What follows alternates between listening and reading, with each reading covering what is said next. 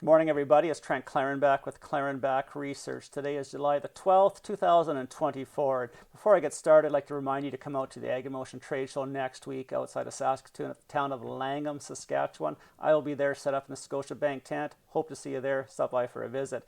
Today's a big day in the grain market with the USDA WASDE report coming out later on this morning. In the Grain Report newsletter this morning, we shared with you how we approach large news events like this and how we minimize our risk in the marketplace. And we think it's a good read. It's information that was passed on to me from my mentors, and I'm sharing with you today. The first chart here is the S&P 500 index relative to the Thomson Reuters CoreCommodity CRB Index. Now, the CoreCommodity CRB Index consists of a basket of commodities from aluminum all the way to wheat. So it's a good indication of the commodity sector or complex and the strength of strength of commodities overall. Now you can see here, I find it really interesting. About 2012 here, the S&P 500 really started to outperform commodities, and I didn't realize the extent of it. Maybe I wouldn't have maybe even guessed that at all, but this is what happened.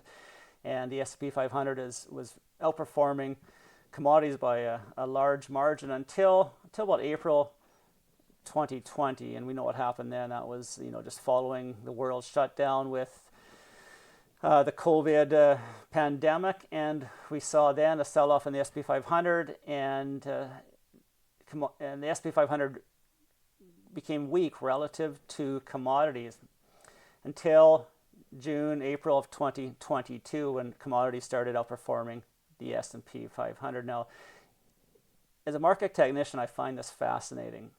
We always look for a reaction at the 61.8 Fibonacci retracement level, and this is exactly what happened here. We got into the golden zone between the 61.8 and the 65% retracement level, and we got an anticipated bounce. Now, this doesn't happen every time, but we certainly anticipated. Now, you can't trade this ratio.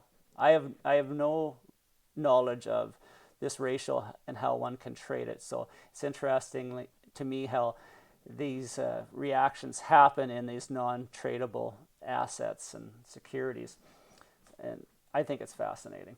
Now, why does that happen? Well, there's a number of reasons why. I won't get into them today at the risk of ridicule of why they might happen, and maybe I'll reserve that for a beer parlor somewhere, or maybe my conversation with my conspiracy theorist buddy Lauren, but we'll see where that goes. But yeah, we can see right now, since about June and August of 2022, we're seeing that the S&P 500 has been outperforming commodities, and we'll see if that continues.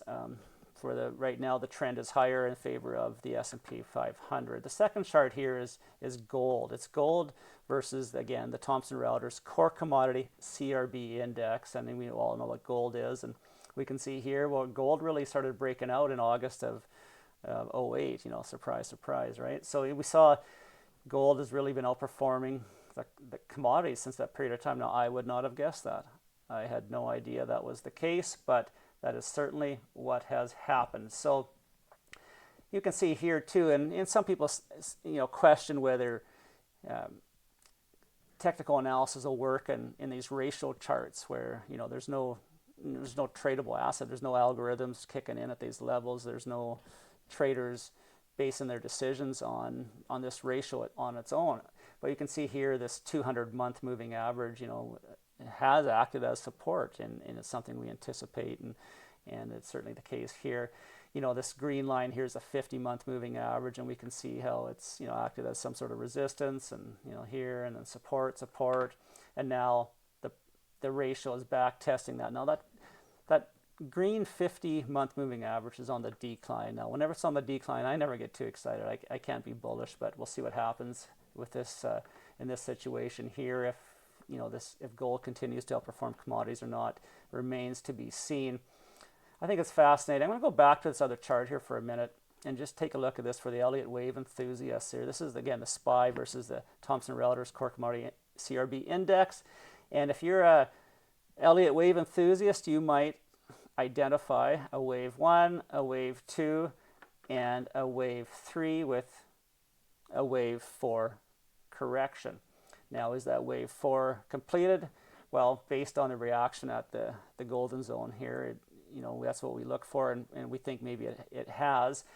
And this could be the start of a wave 5 to the upside, where again outperformance of the S&P 500 over commodities. So what remains to be seen. I think it's fascinating. I hope you do too. My name's Trent Klarenbach. It's sunny in Saskatoon. Life's good.